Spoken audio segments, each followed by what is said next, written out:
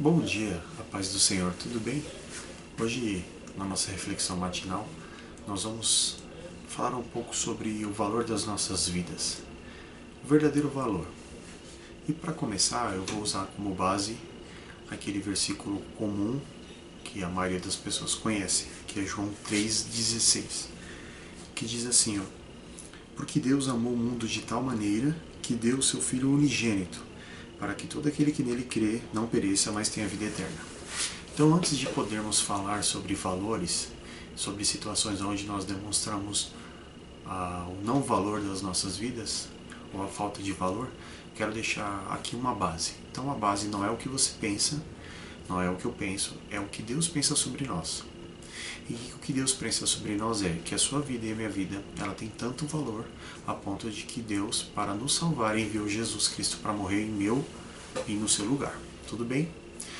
Partindo desse princípio, vamos lembrar uma outra situação onde um fariseu questiona Jesus sobre quais são os maiores mandamentos. Vamos lembrar? Isso está em Mateus 22, 35 ao 40, tá bom? Então vamos ler.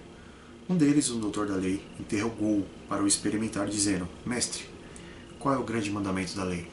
Jesus respondeu: Amarás o Senhor teu Deus de todo o teu coração, de toda a tua alma e de todo o seu entendimento. Este é o primeiro grande mandamento. O segundo, semelhante a este, é: amarás ao teu próximo como a ti mesmo. Desses dois mandamentos dependem toda a lei e os profetas. Amarás o teu próximo como a ti mesmo. Por que será que o mundo anda tão caído, tão cheio de conflitos? Porque nós esquecemos o que é amar a nós mesmos. E como nós não nos amamos, como iremos amar o próximo? Se você não se dá o valor, como você vai valorizar o próximo? Se você não entende o valor da sua vida, como que a vida de uma pessoa que você não conhece terá valor para você? Ela não tem, ela não vai ter. E é por isso que temos tantos problemas. Eu vou dar alguns pequenos exemplos de situações onde a pessoa não se valoriza, cristãos ou não. Vamos lá. A nossa sociedade, ela possui várias regras e leis para tentar nos orientar, nos organizar e nos proteger.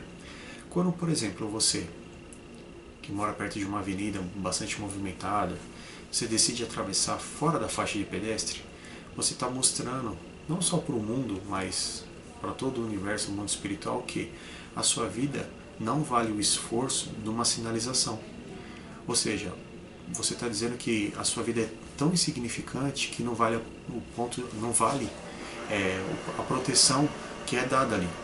Então, por exemplo, você tem pessoas que fazem questão de atravessar fora da faixa, levam crianças, às vezes você vê pessoas de mais idade, tudo isso porque acha que vai dar certo, podendo prejudicar a si mesmo, não só com a questão do óbito, da morte, mas com um acidente grave, onde a pessoa fica paraplégica, tetraplégica, ou quando você envolve crianças nos acidentes, você pode ainda estragar uma vida de uma pessoa que está no carro e outras pessoas que estão lá. Então esse é um dos casos.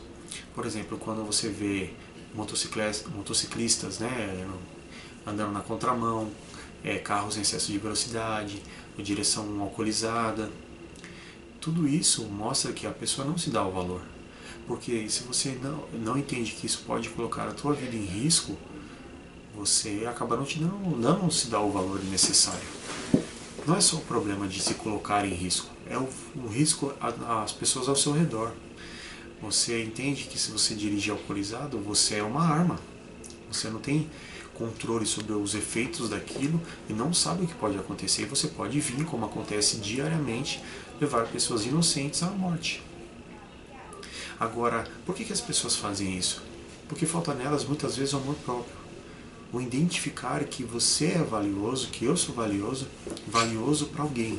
E esse alguém, antes de ser a sua mãe, o seu pai, ou a pessoa que criou você, ou a pessoa que você achou que te amava, essa pessoa que te acha valiosa é Deus. Então, antes de você achar que a sua vida não vale a nada, pense no sacrifício de Jesus.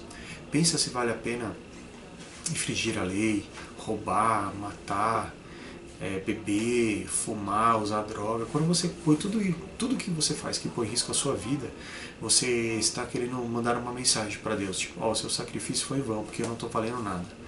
E não essa é a verdade. A verdade é que você é precioso e preciosa aos olhos do Senhor. E você precisa se amar. Quando você souber o valor que você tem para Deus e você entender que o seu próximo também tem um valor especial, porque foi por ele também que Deus morreu, ou que Deus enviou Jesus para que morresse em nosso lugar, você sim estará cumprindo o segundo mandamento. E não adianta tentar fazer nada sem isso, porque a palavra fala que disso, dos 2 primeiros mandamentos, dependem toda a lei e os profetas. Não adianta você querer ser o melhor, o mais caridoso, o mais bondoso, o mais esperto, o mais isso, o mais aquilo. Se você não ama o seu próximo de verdade, como você deveria se amar, você não vai cumprir. E Deus vai cobrar de você isso. Então, antes da cobrança, vem a exortação, vem o incentivo, vem a correção. Então, procure se analisar, procure avaliar-se de acordo com a palavra. O que a Bíblia diz sobre você, o que você é para Deus. Depois que você entender isso, que você absorver isso e fazer essa limpeza na sua mente, tirando todo esse lixo que está aí dentro, acumulado de palavras de maldição, palavras de falência, palavras ruins, sentenças malignas que foram colocadas na sua vida, que você não vai dar certo, que você é isso, que você é aquilo, que você não serve para nada. Quando o Senhor começar a limpar a sua mente dessas sentenças malignas através da palavra, falando que você é amado, que você é desejado, que você é mais que vencedor em todas as coisas em Cristo Jesus, que você pode todas as coisas, aquilo que te fortalece, que você foi chamado do ventre da sua mãe, que o Senhor te chamou, te constituiu profeta das nações, né, que o Senhor tem uma obra para fazer na sua vida, através da sua vida. Quando você começar a ver tanto as palavras boas quanto as palavras ruins da Bíblia, mas as sobre o seu respeito, que são verdadeiras, você fizer essa limpeza, aí você vai começar a entender o que é amar o próximo. Agora, vamos continuar.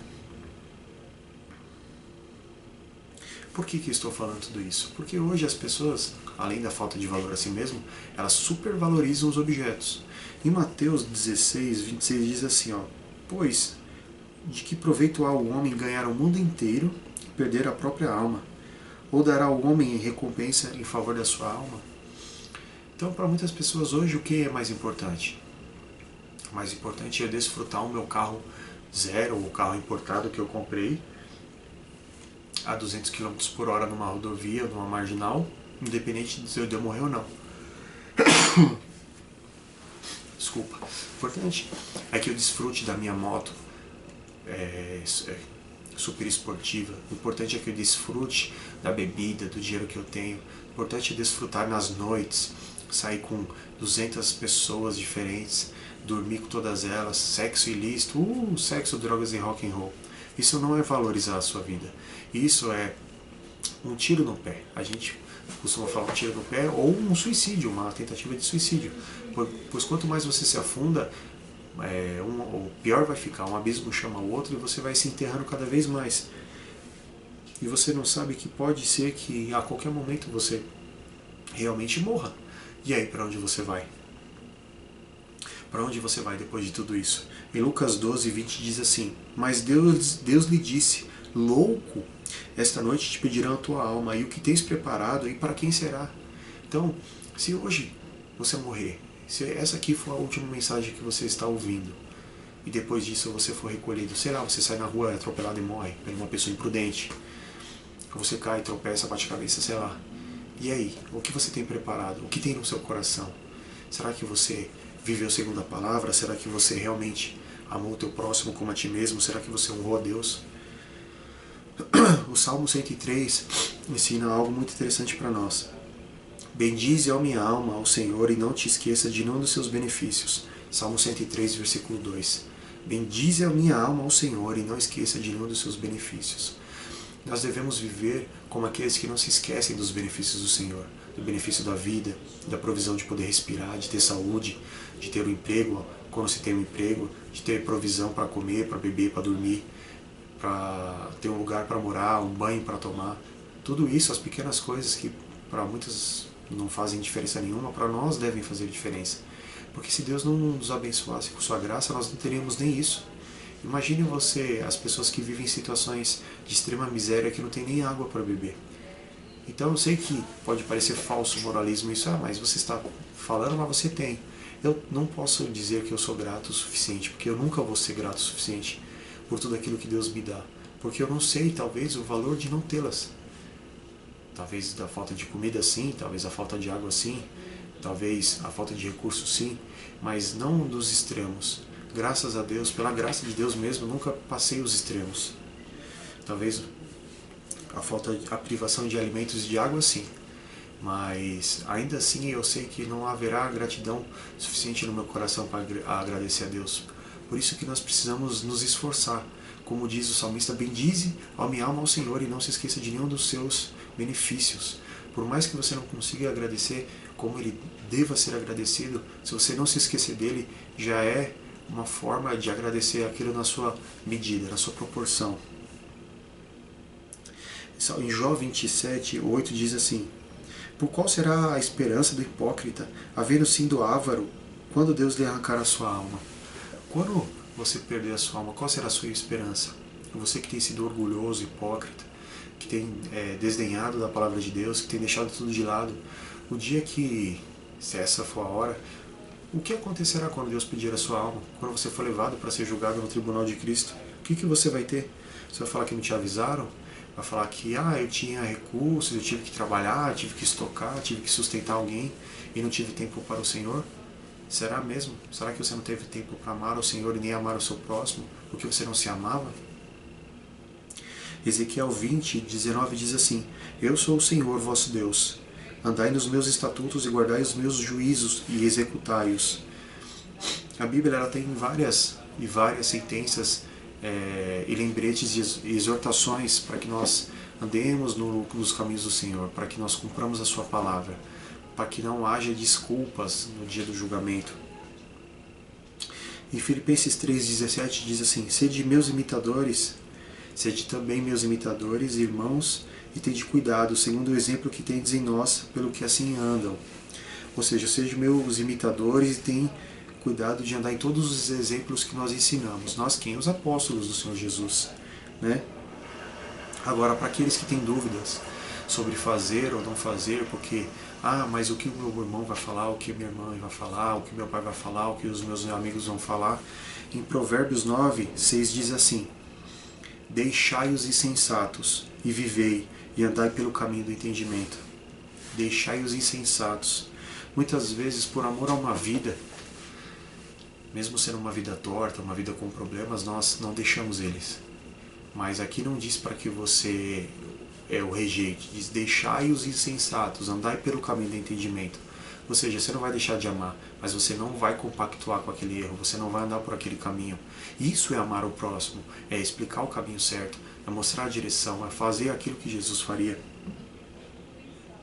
E para terminar, em Provérbios 13:16 diz assim: o bom entendimento da graça, é o 15, tá? O bom entendimento da graça, mas o caminho dos prevaricadores é áspero. Todo prudente age com conhecimento, mas o tolo espraia a sua loucura. Ou seja, todo aquele que deseja ser louco, ele vai usar de loucura mesmo e vai continuar vivendo dessa forma. Mas o recado e a reflexão dessa manhã é para nós que desejamos ter uma vida diferente, que desejamos nos sentir valorizados. Você é importante, você é especial. A Bíblia inteira ela é uma carta de amor que Deus tem para você, que Deus fez para você. Não só uma carta de amor com pontos positivos, como todo relacionamento tem pontos altos e pontos baixos, tem cobranças, tem promessas, tem juras de amor. Então é uma carta de amor. Então que você possa receber com o seu devido valor, né, a sua própria vida, e receba essa carta de amor. Leia a Bíblia, leia a palavra, descubra quais são as palavras que Jesus entregou e escreveu para você, porque Ele é apaixonado pela sua vida, Ele é apaixonado por você. Porque eu não conheço ninguém que seria capaz de morrer por uma pessoa desconhecida, por uma pessoa pecadora, talvez alguém que não mereça o mínimo sequer de atenção, por ser talvez um bandido, um assassino, não importa. Mesmo assim, Jesus amou você, Ele se doou por você, Ele sangrou por você, Ele ressuscitou por você e Ele deixou a carta de amor para você, que é a Bíblia. Então pense nisso, valorize a sua vida, ande direitinho, né? Dê mais valor às coisas que são boas e eternas. Não haja como se você não valesse a pena. Não ande certo, respeite as leis.